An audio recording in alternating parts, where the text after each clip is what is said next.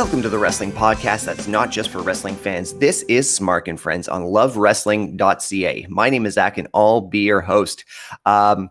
First elephant in the room I'd like to get out of the way is, yes, my voice is a little hoarse right now. It was a very exciting weekend for the pro wrestling fan. Of course, All Elite Wrestling had All Out in Chicago, Illinois. Great show to watch, great matches top to bottom, great returns, all around really great stuff. And you know, I wasn't just sitting in an apartment shouting at the television because the night before is when I lost my voice. IWS, the International Wrestling Syndicate out of Montreal, they had their first show in 19 months. Vis-a-vis, I had my first show in 19 months. And that's when this happened, more or less, probably by this second or third match at the absolute latest. But the second elephant in the room, of course, is my little co-host over here. If you're watching on video, you can see that my cat has joined me. You might have seen him on previous Love Wrestling content, disrupting other programs like Quizplex and Power Out. So I'm just kind of leaning into it right now.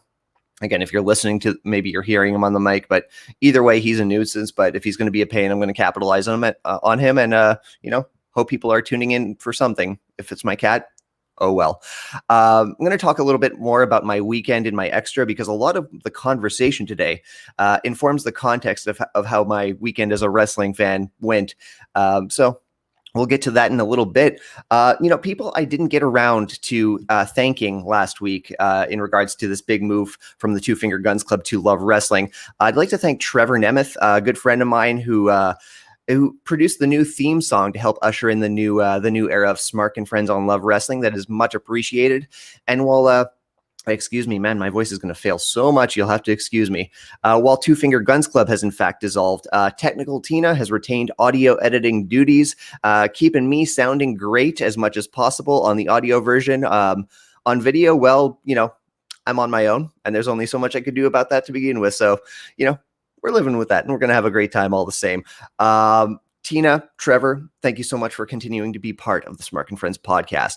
Today's episode is a return to form. Smark Friends, for those not familiar, before we came over to Love Wrestling, originally it was exclusively a watch-along podcast, which meant I was welcoming uninitiated wrestling fans and making them watch a wrestling match with me. That's what we're doing today in our second episode here on Love Wrestling. I am welcoming a brilliant content creator out of Quebec City. She's going to watch some wrestling with me. She's the host of the Punk Roquette Show podcast. Émilie Plamondon joins me today on Smark Friends. Excuse me while I have a sip of water. Hope that voice comes back soon.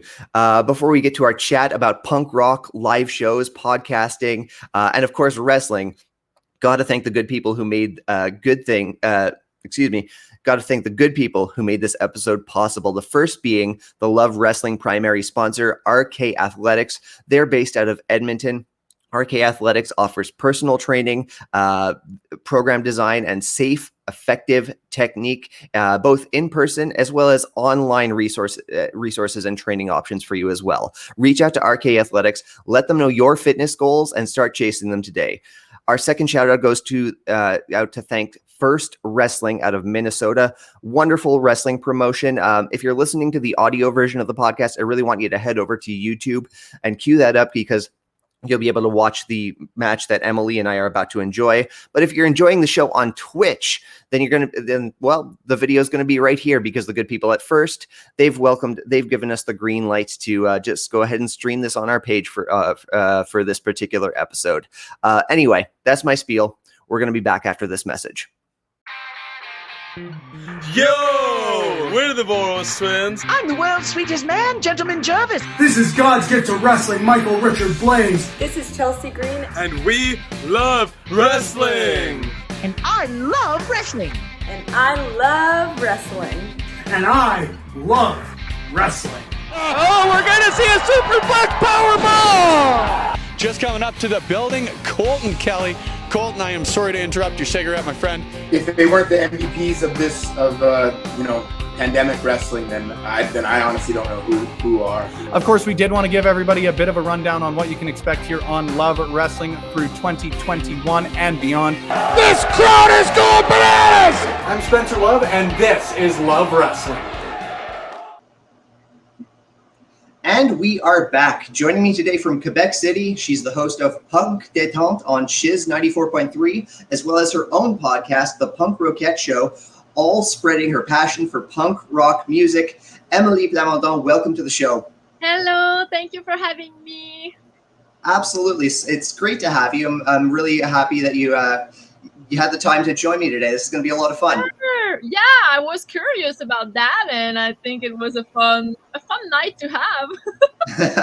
Whenever I broach potential guests, especially non-initiated wrestling fans, about the podcast, there's always wait, why is the wrestling podcast guy? Yeah, why me? I'm talking about punk rock, but okay, let's do it. Wondering if we're going to find some similarities between the two worlds in our conversation tonight. And whenever that happens, I get thrilled. So my fingers are crossed. Good. Either way, it's going to be a blast. You have been working in punk rock media coverage for quite some time. I mean, Punk Détente, it's been on the air for 16 years, which is just impressive.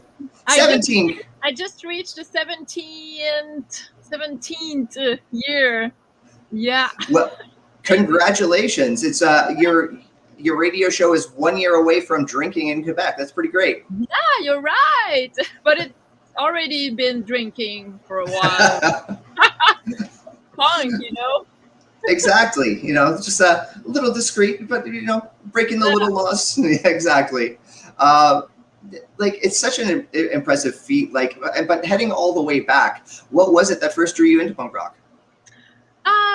At first it was the music itself. I was attracted to the fast drum, the lyrics, but more poppy lyrics, like Blink-182, some Offspring.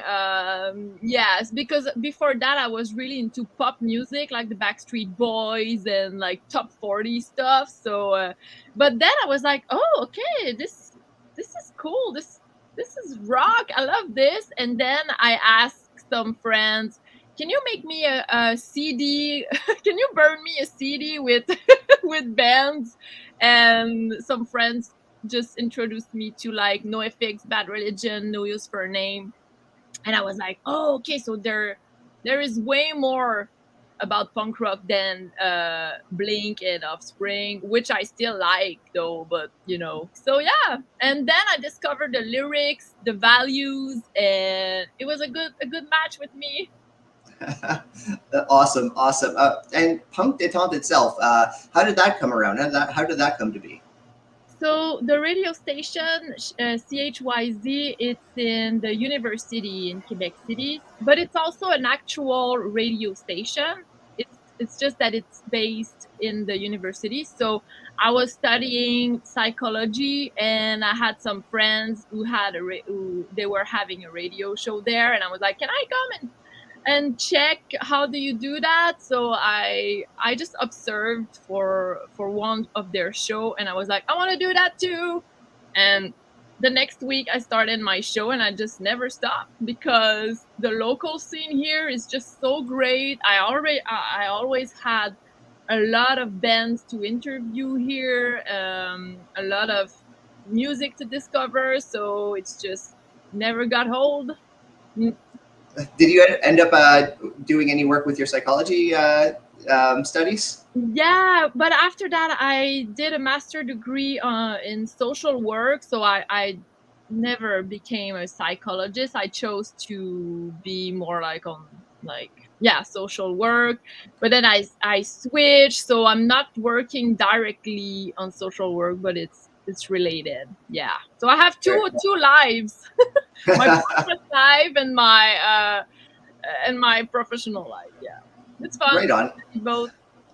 I find a lot of the people that I speak to that work in these creative endeavors have their day-to-day job and this, I don't like the word side hustle, but it applies. It's to keep working, keep being creative in an environment that you just love. But jumping back for a second, you're talking about the Quebec scene when it comes to punk rock. Paint me a word picture. What's going on up there?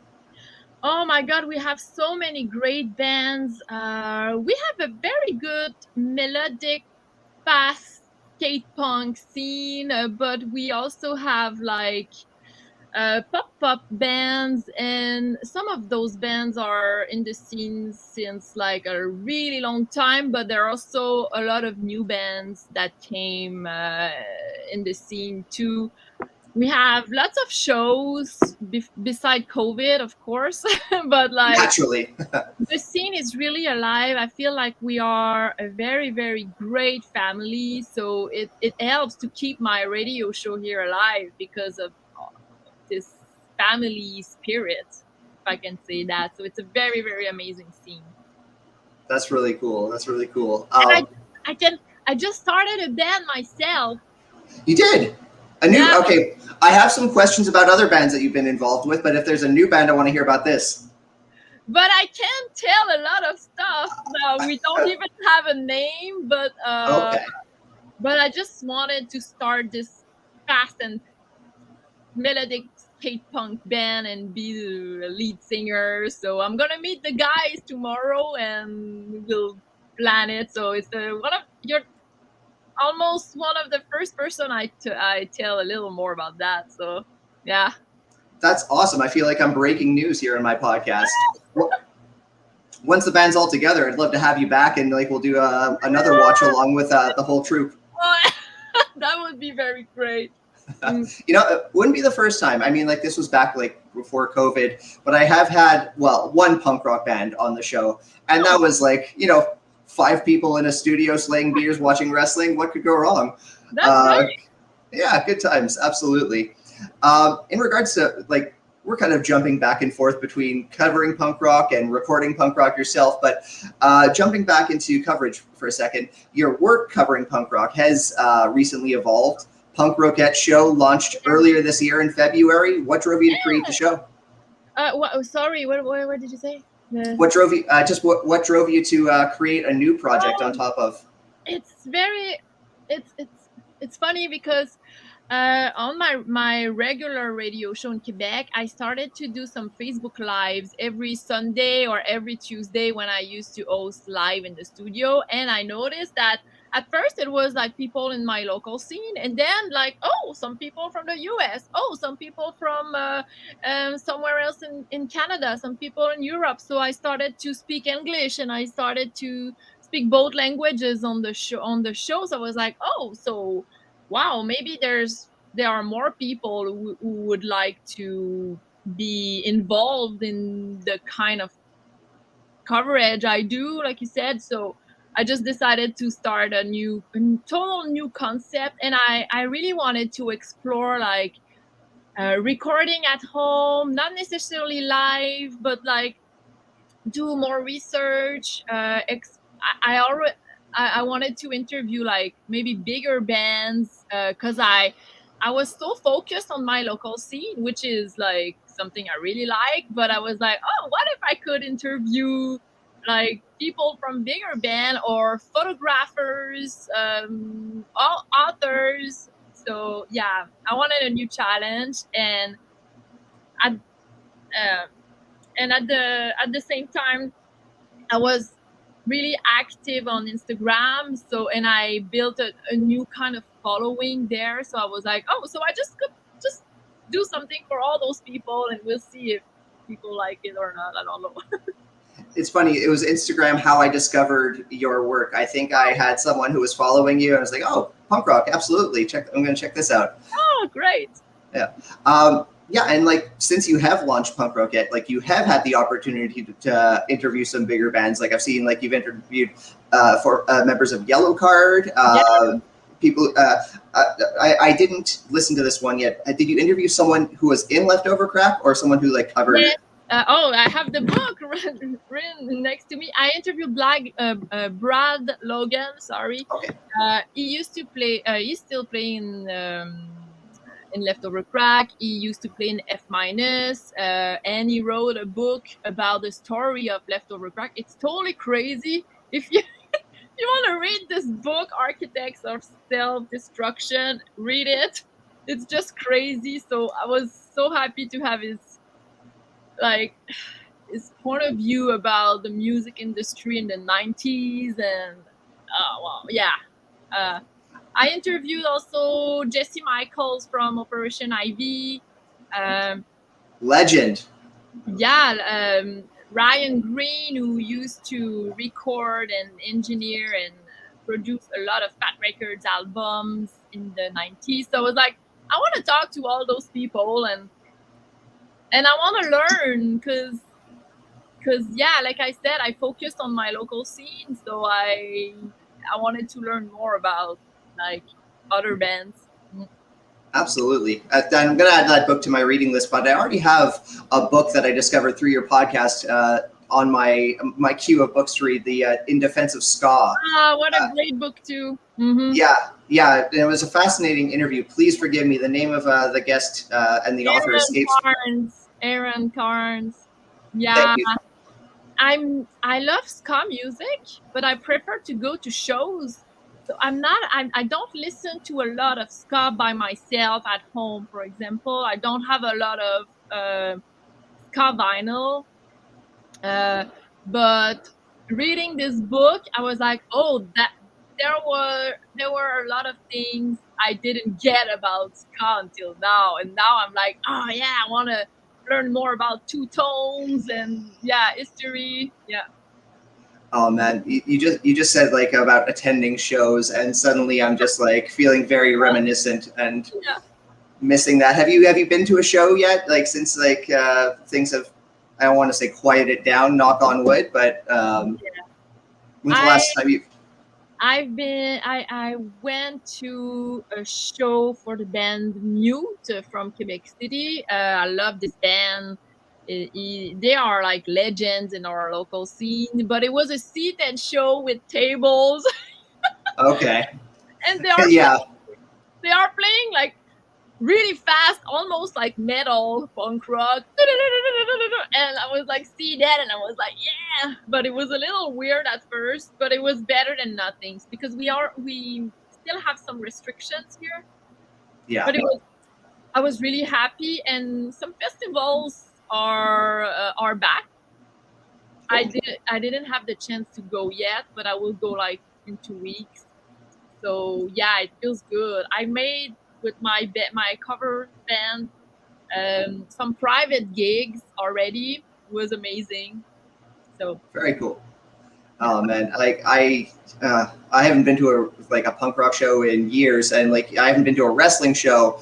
I'm coming to my first one in like a year and almost 2 years, I guess. This coming September 4th. So by the time this episode airs, I will have gotten my live wrestling fix. But yeah, like a similar environment, because like again, we're going to a smaller venue, totally. And. Yeah, I shouldn't even say that. It's not even a small venue, but like the limited seating, you had to buy seats to a pair to make sure you have distance between yourselves and others. But it's gonna be a very different experience, just like I'm imagining attending a punk rock show with tables. Yeah, would be. It's really, really weird, but it's like I said, because I posted some stories about that show, and people were like, "It's not punk." But I was like, okay, maybe it's not punk, but like, can I just enjoy the music because I miss the drum sound in my chest? Can I just enjoy that? I mean, we totally understand the context. They would never have planned a seated show like normal time. So yeah, for me, I was really happy. I saw some friends. I was like, hey. Yeah. It's a shame even like these simple enjoyments that are so few and far between are like subject to scrutiny and criticism, which is completely unneeded. I know. Yeah. Now back to the Punk Roquette Show. One of my favorite features about this is, and also a great pun here, but Rec Punk Mendations. Artists to check out. Yeah. So top of your head, if Smark and Friends could have a couple Rep Punk mendations of who to check out, could I put you on the spot? Yeah. You mean some I already made, or? Oh, yeah, at your discretion, if you know. Okay. Oh my God, I have so many in my head. So. Maybe a band from Montreal called The Lookouts. I'm about to to repunkman them on my show soon. I have to reach them for this. They sound like a mix of some 80s hard rock bands mixed with like the Misfits. It's a woman singer. She's absolutely amazing. So that would be one of the recommendation I could do. I really love a band from Brazil called Impaved Colossus. I love the Brazilian scene. There are a lot of great bands. They are super fast and technical. It's my favorite kind of punk rock. Okay. I really cool. love. Yeah. I've always like enjoyed punk rock from a very peripheral sense. Like I don't attend too many shows or anything like this, but like this is a refreshing conversation because like casual listener here and like speaking to someone with a wealth of knowledge. I appreciate you bringing all this punk rock info to the Smark Friends podcast. This is really cool. But that's what I try to find, like a balance between talking, because I talk about some news about bigger bands, but for me, like, it's super important to still promote DIY bands or smaller bands on smaller labels. So I try to have all this kind of stuff on my show. Yeah. Well, speaking of smaller bands with a DIY project, as I was researching this episode to interview you, I kept gravitating towards 50 Shades of Punk Rock, which I've been listening to a lot on YouTube. I'm a sucker for a good cover. Like my gateway to punk rock music was Me First in the Gimme Gimmes. Yeah. So I am loving like these acoustic versions of these awesome punk rock songs. Please tell me there's more 50 Shades of Punk Rock coming down the line. Yeah, sure. We are back to practice. We do some Facebook Lives sometimes. We are booking some shows. For now, it's more like private shows, like I said, because we are only two, me and my bandmate. So it's super easy to go at parties with, and we can play for, like 2 weeks ago, we played for 2 hours and a half. We played like 44 cover acoustic songs. Oh, wow. That's a set. Yeah, we started this project after Tony Sly died. Tony Sly from No Use for a Name. We made a No Use for a Name tribute because we were so sad, and then we started to play other bands, and we just never stopped, and we will never stop. So yeah, you'll see more. It's a feel-good project because Simon, my bandmate, is one of my best friends. Like, we have a very nice vocal chemistry together. It's super fun and it's fun to sing our favorite cover song. It's very cool, very cool. And it's a joy to listen to. Like you say, it's upbeat. It's nice. Really simple. Really simple, really good music. It's a nice listen. I definitely recommend people, or do I repunkmend people check out. That's nice. Sorry, I'm just gonna borrow it the one time. Won't try it again. Yeah, it's hard. But thanks for watching. And of course. Listening. Yeah. Now the big question I have for you, of course, is: have you ever watched professional wrestling? No. No. I mean, I saw. Yeah, I know what it is. Sure. I have a friend in Quebec City who is doing wrestling. His name is Yannick Pee-wee. It's his stage name, Pee-wee. It rings a bell. I'm wondering if they've come by this way. Anyway, that's neither here nor there. That's my research after the show. But I'm not like a fan. Oh. So I'm not. That's totally fair. Yeah, I love this. It's very interesting. It's just like impressive. But I don't know. I think I'm too obsessed with punk rock. I don't have any other hobbies. That is totally fair. And again, like we have a little expression around the show. We say wrestling is for everyone, but that doesn't mean wrestling is for everyone. Not everyone has to enjoy it. Every art form is subjective, and we. Here around this podcast, we just like inviting people to come check out what we love about pro wrestling. Yeah. And I got to match Sorry? I said, I'm ready. Excellent. Well, I got a match picked out for us to watch. This comes to us from F1RST Wrestling out of Minnesota. It's between two very talented, all-rounded wrestlers. First, hailing from Seattle, Washington. She's known as Princess Palm Strike. She's the master of the alligator crutch. She is Kimber Lee.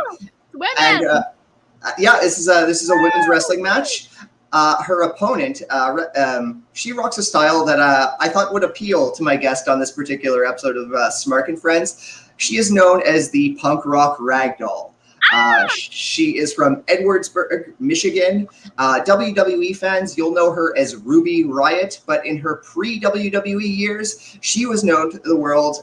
Kimber Lee is facing off with Heidi Lovelace. I'm excited now for real. We're going to have fun watching this match. So let me just cue it up and adjust the configuration over here on, there we go. That's so great. Okay.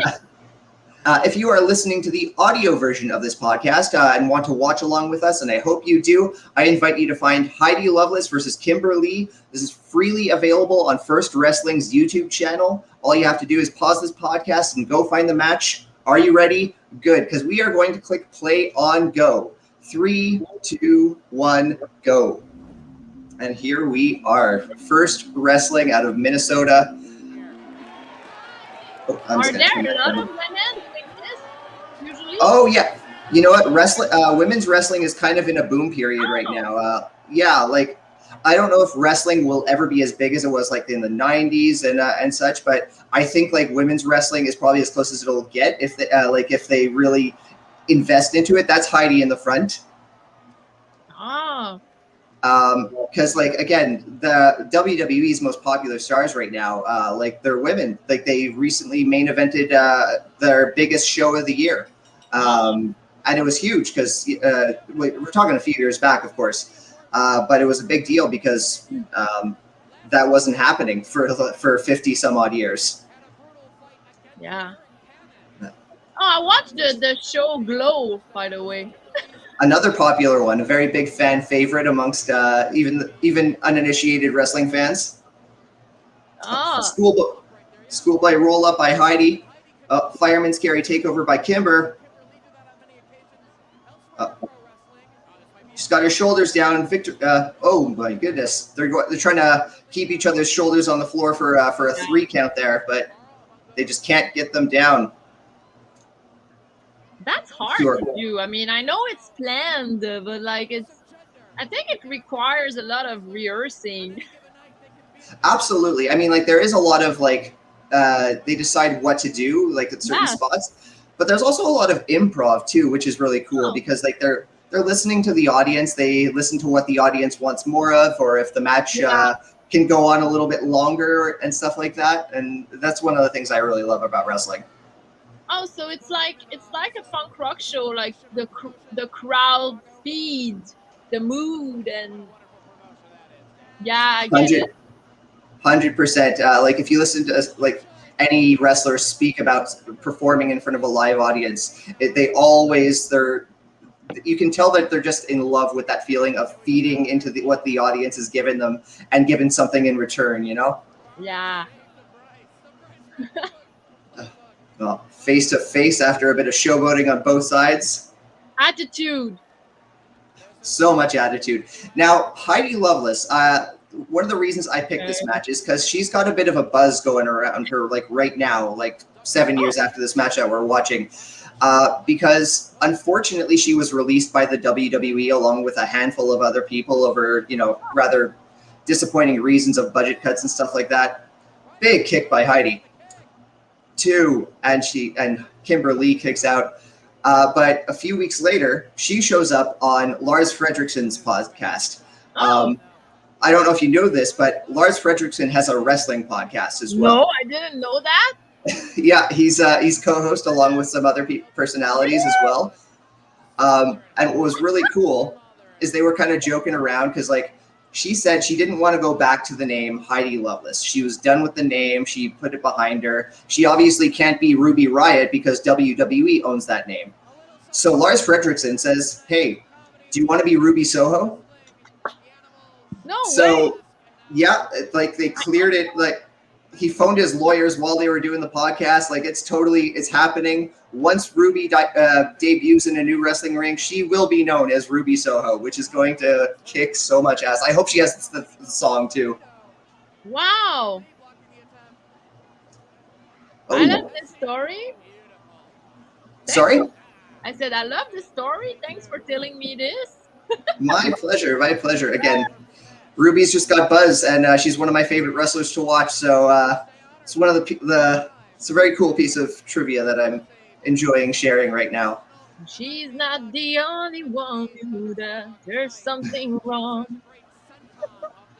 Beautiful. I will not join you. I will not ruin such a melody. Two wrestlers in the bedroom. Oh, I like this version.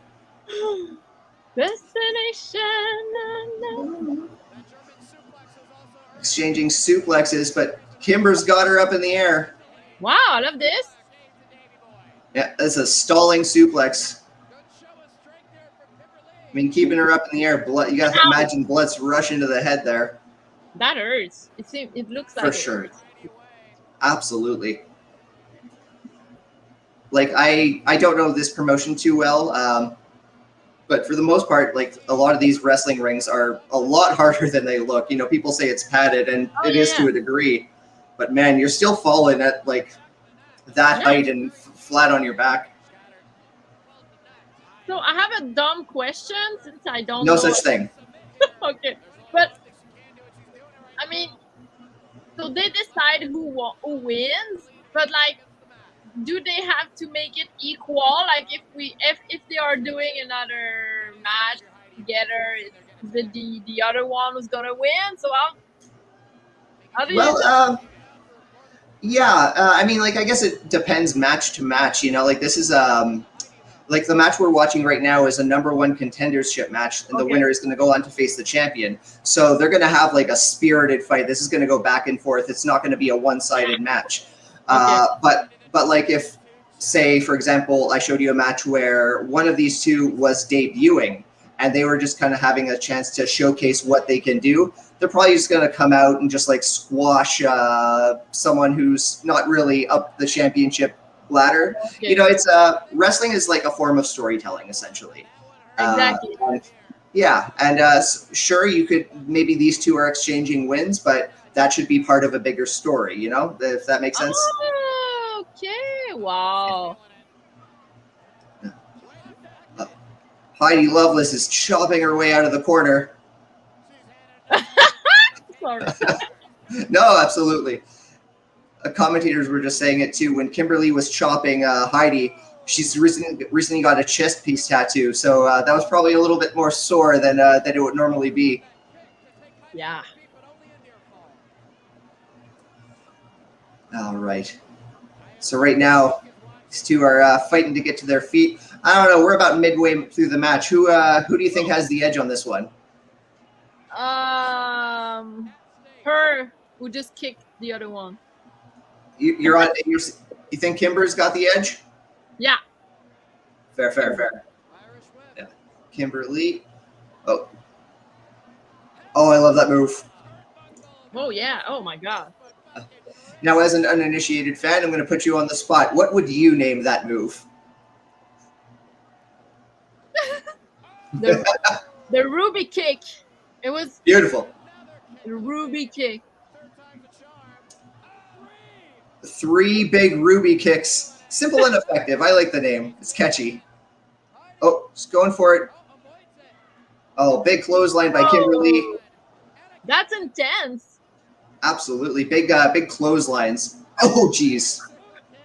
Kimber's really laying it in. Again, like we talk about how wrestling is predetermined. They do try to protect their opponents, but man, Kimber's kicks look pretty vicious. I don't want to be on the other end of them. No. Once again, Dory cannot get to her feet. Heidi. Ow! Big kicks to Ruby. But Heidi reverses it. Waist lock. Boom. Oh yeah, that's Oh, okay. And now Heidi's reversed the momentum of this match. Yeah. Heidi's got the edge. We can never know until it's over, right? Not until the ref calls for the decision.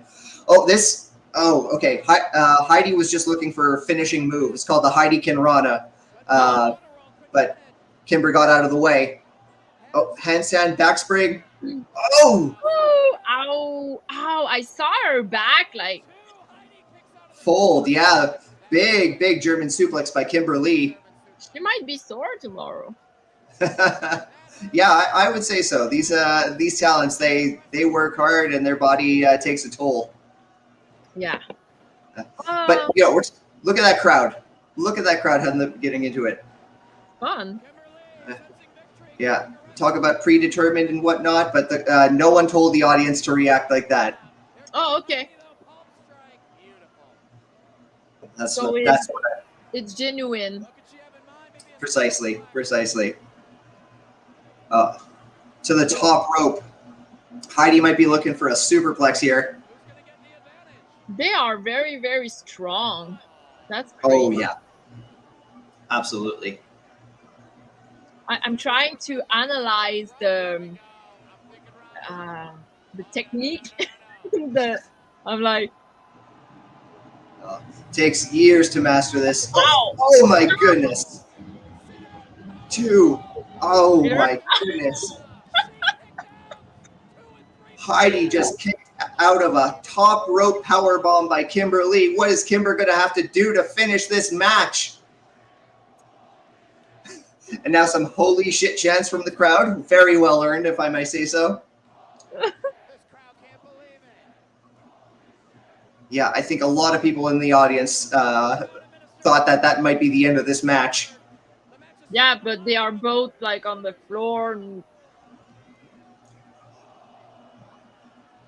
So it has to have a final move. Yeah, I mean, like you could have a no contest for like a disqualification finish or something to that effect. But no, we want a winner, especially with a #1 contendership on the line. That's important. Got to figure out who the next challenger is. Oh! Went for the swanton bomb, but Heidi Lovelace gets out of the way.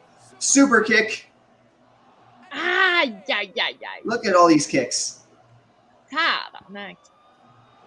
Oh my goodness. Big DDT. And there it is. The Heidi Kinrana. 2, 3. There it is. Heidi picks up the win. Good job, Heidi. Sorry? I said good job, Heidi. Absolutely. After a big Heidi Kinrana, she is now the #1 contender to the WrestlePalooza championship. Yeah. A fun match. A fun match to see. Yeah. So with that, wait. We might have some after the match antics. Oh no, just a hug. Respect between competitors.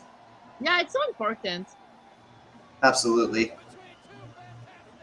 Yeah. Oh, that's fun. Oh, I am so excited to see Ruby Soho back in a wrestling ring. It cannot happen soon enough. But that was fun. What did you think?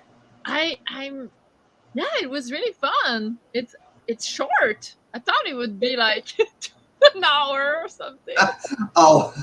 I mean, I could find a 1-hour wrestling match, but I try to keep something a little more short and palatable for someone who hasn't watched wrestling before. Yeah, it was fun. It's really, really amazing to see powerful women like these. Yeah. Absolutely. There's a promotion out in London, I think, or somewhere in England, excuse me. But Pro Wrestling Eve, the Riot Girls of Wrestling. That's another promotion of matches I considered showing you because, again, they are just like the epitome of punk rock. Like I said, Riot Girls of Wrestling, they are just a fantastic promotion.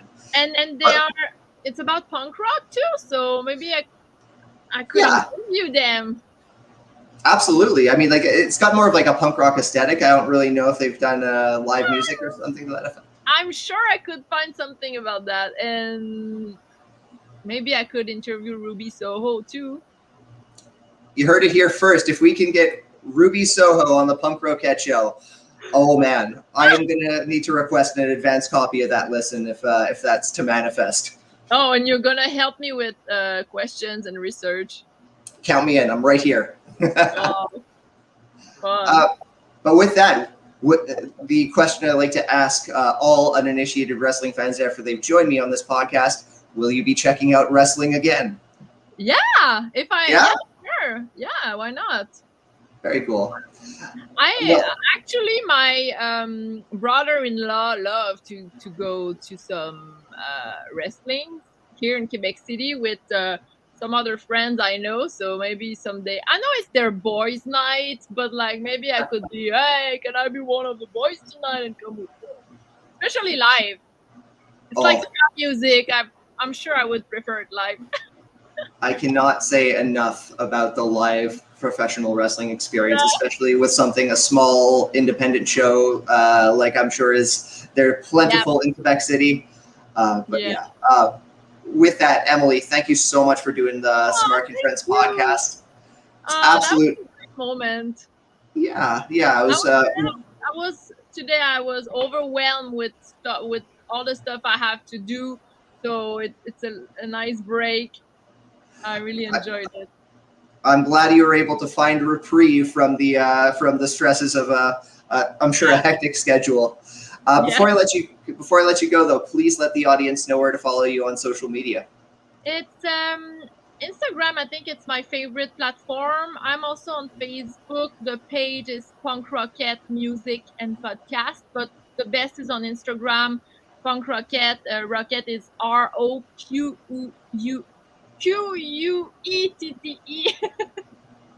And yeah. Perfect. And well, check the Punk Roquette Show everywhere on platform for podcast. Awesome. Emily, once again, thank you very much. Thank you, Zach. That was my conversation with Émilie Plamondon of the Punk Roquette Show and Punk Détente. Once again, Emily speaks to luminaries of the punk rock scene globally. Just this past week, she spoke to Scott Shiflett, the legendary bassist of Face to Face. Punk rock fans, you owe it to yourself to check out this podcast. Head on over, catch the Punk Roquette Show wherever you catch your podcasts. It's absolute great stuff. Now, back to the weekend in wrestling at hand that cost me my voice. Man, we couldn't have timed the release of this episode any better because Ruby Soho made her anticipated debut at All Elite Wrestling in the Casino Battle Royal. Crowd was just buzzing, friends. Man, they were chanting her name before she even debuted. It was a bit of an open secret, a poorly kept one, if not. But again, it was still a great moment. The crowd singing along, destination unknown, myself included, dancing around the apartment. I had an absolute blast. It was a great moment. And of course, the rest of the card had him Cole debuting, Bryan Danielson. It's a very exciting time to be a wrestling fan. And I really hope my fellow wrestling fans aren't taking this time for granted because this is incredible. But where I really lost the bulk of my voice, of course, the day before Saturday night, IWS Blood, Sweat, and Beers, their first show in 19 months. Oh man, another show that was just full of great wrestling. And I really want to shout out the main event between Speedball. Oh, sorry, I got an airplane. Perks of home producing. Thanks for enduring that with me. I got to shout out the main event, the IWS Championship match between Speedball Mike Bailey and Matt Angel. Absolute incredible match. One of the best matches I've ever seen live. Again, going 19 months without a live wrestling show, I would have been happy with 3 hours of headlocks, but they put on a great show at IWS. Matt Angel and Speedball specifically should be very proud of that main event. But also, man, this was huge. Shane Hawk, you might have heard him on this podcast a couple of times. I've welcomed him several times, and it's been a blast each time. He made his return to the ring after 4 years of healing up, and he did not lose a step. Scary moment when he took a big bump off the top rope to the outside, but like, man, he just recovered. He kept going, and he put on a great show with another friend of the show, Bob Animal Anger. Thrilling match. Shane Hawk, you are a credit to pro wrestling. Welcome back, friend. Really hope you enjoyed today's show. If you liked what you heard, please head over to ratethispodcast.com/lovewrestlingca. Please shout out yours truly and all the amazing other content being created at Love Wrestling by the Love Wrestling team. We're working hard, and we really hope you're enjoying it. Please follow us on social media. You can follow Love Wrestling CA on pretty much just any social media platform you can think of. You can follow myself on Twitter at SmarkMouth. You can follow the show at Smark Friends, and you can follow my own Instagram page at smark.mouth. I always get it lost a little bit. You'll have to excuse me. Thanks for watching Wrestling with Emily and I. We're going to be back next week. Till then, friends.